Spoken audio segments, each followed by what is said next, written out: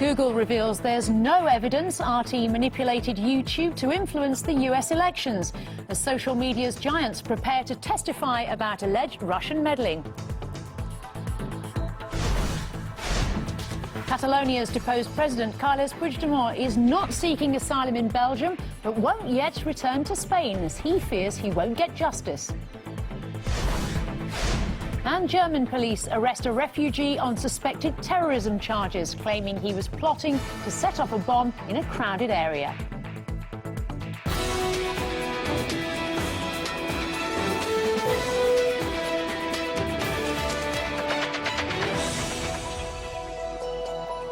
This is RT International coming to you live from Moscow. I'm Kate Partridge. Thank you for joining us. Now, the Islamic State terrorist group says it was behind this Tuesday's suicide attack on a diplomatic area in the Afghan capital, Kabul. The area hosts foreign embassies as well as government buildings. Afghan health officials say 7 people have been killed and 21 have been injured. Afghan government employees are said to be among those who've been killed. Security forces have cordoned off the area of the explosion. Now, our top story this hour. Google says it hasn't found any evidence of RT violating its platform's policies. The revelations are part of a detailed report released by the company into alleged interference in the 2016 US presidential election. And for more on this, RT's Daniel Hawkins now joins me live. Hi there then, Dan. So what's in the update then? Well, the report's titled Security and Disinformation in the 2016 US Election, What We Know. It's a 2-page report. It covers most of Google's platforms, from YouTube to Google+. And, I mean, really, it's a 2-page report, as I say, and there's not really a lot that's come to light here. If you remember, back in October, RT was actually removed from YouTube's Prime listing adverts. It was a premium partner since about 2010. It lost that status without any notice. Now, 1 month later, one investigation later, this is the conclusion YouTube has now come to. Some have raised questions about the use of YouTube by RT, a media service funded by the Russian government. Our investigation found no evidence of manipulation of our platform or policy violations.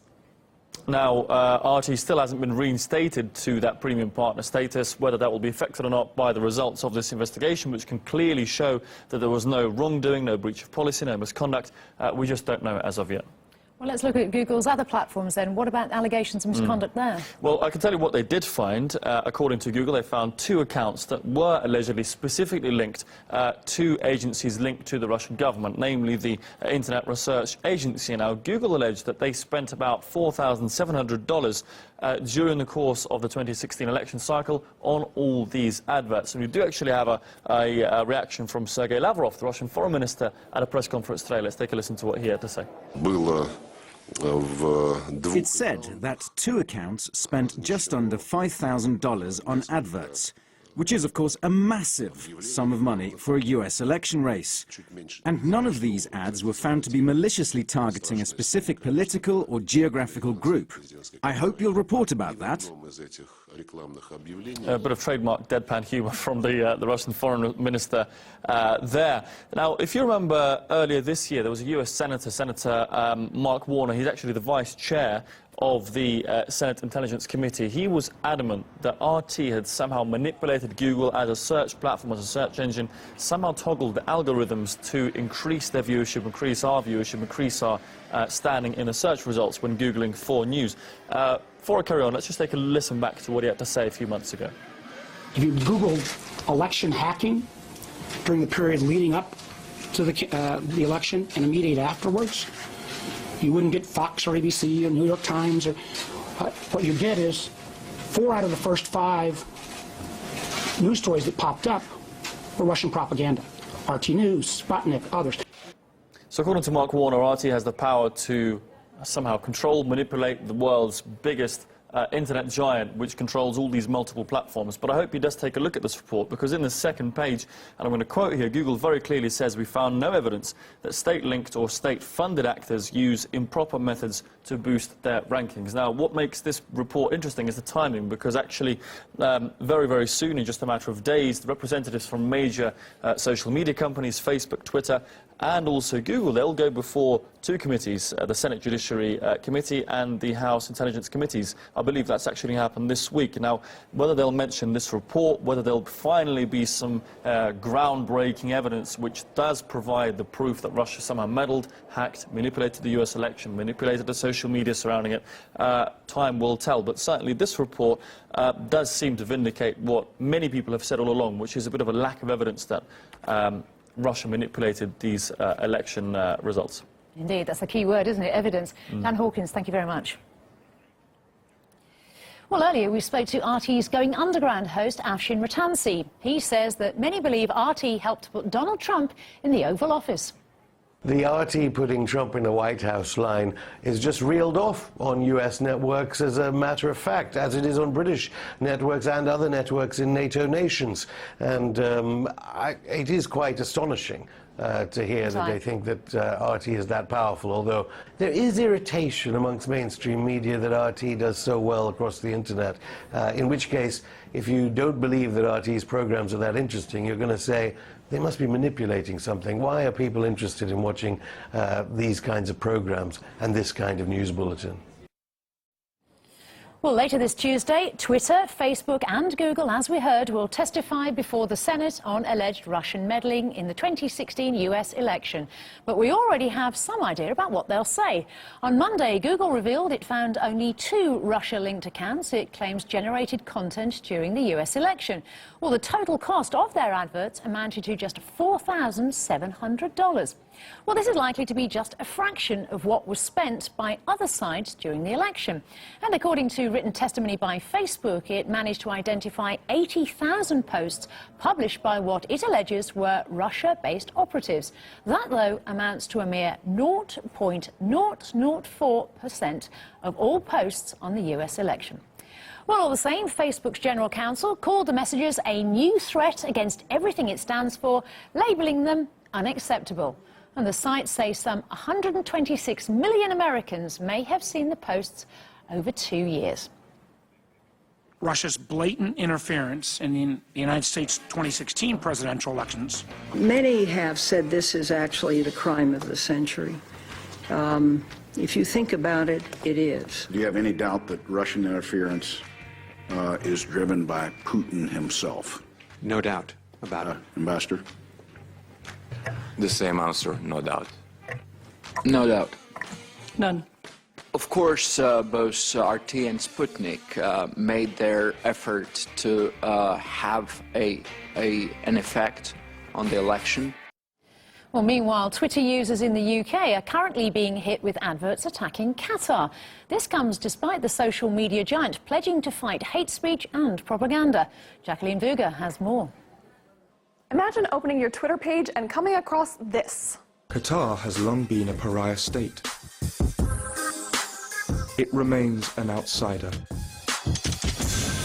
Financing and promoting extremism has become state policy. Not necessarily what you'd want jumping out at you from your newsfeed, but British social media users are currently being bombarded with anti-Qatar videos and messages on Twitter. Behind these videos are accounts with names that speak for themselves, really. Qatar exposed and kick Qatar out. Given how widely their videos are being pushed in news feeds, there's little doubt this is a paid-for campaign. It's unclear, however, how much money Twitter has received for it, but users are less than pleased with having found them in their feeds. Why is this constantly being promoted on my timeline? I'm no fan of Qatar, but please take the Saudi-sponsored propaganda off my timeline. I wonder whose petrodollars are funding this crude propaganda campaign against Qatar. When it comes to political ads, in an effort to fight such propaganda from making it to your feed, the network has promised to create a transparency center with stricter rules. How that goes remains to be seen, but here's how things went with another promise to apply higher standards. A tough stance on hate speech and incitement to violence was proudly included in Twitter's general policies. Yet when Black Lives Matter supporters praised the killings of police officers in Dallas, none of their accounts were suspended. And a day later, the Black Lives Matter movement was awarded a custom emoji. And things didn't go that well with rooting out jihadist propaganda either. This ISIL-related account managed to post over 13,000 tweets before it got shut down. But have no fear, they have taken steps towards shutting down enemy number one, the Russians. The little blue bird recently banned all ads from our channel and other Russian news outlets over allegations of Russian meddling in the 2016 presidential election. Hopefully, our lack of ads allows them to sleep better at night, knowing at least some action has been taken. The special counsel investigating Donald Trump's alleged links to Russia has announced criminal charges against 3 of his former aides. They include the president's former campaign chief, Paul Manafort, who handed himself into the FBI on Monday. But while the investigation was to establish links between Trump and Russia, the charges don't reveal any, and the 31-page document doesn't make one mention of Russia. The charges against Manafort also relate to his work with Ukraine and allegedly involve money laundering. Yet some of the claims are not entirely accurate. The indictment described Yulia Tymoshenko as a former Ukrainian president, though she was only ever prime minister. And Manafort's lawyer again confirmed there was no collusion. There is no evidence that Mr. Manafort or the Trump campaign colluded with the Russian government. Mr. Manafort represented pro-European Union campaigns for the Ukrainian. And in that, he was seeking to further democracy and to help the Ukraine come closer to the United States and the EU. Those activities ended in 2014, over 2 years before Mr. Manafort served in the Trump campaign.